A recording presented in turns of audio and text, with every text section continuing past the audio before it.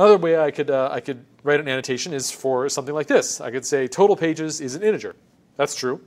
So Elm has integers as well as floats, so floating points, so that would be like a decimal.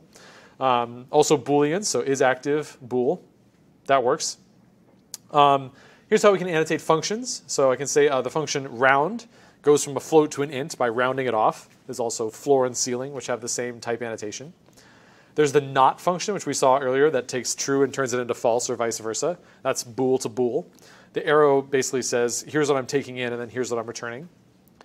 We have a string.length, which gives me back the length of a string. That takes a string and returns an int.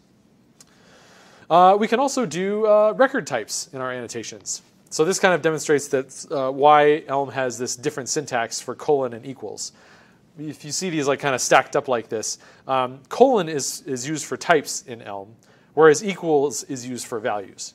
So that's why there's a slightly different syntactic difference between Elm and JavaScript in terms of how these literals look. So in JavaScript, there is no type annotation that uses colons, so colon can mean whatever. Whereas in Elm, it wants to be consistent. As you can see on the bottom here, we're using equals for the values and then colon for the types corresponding to those values.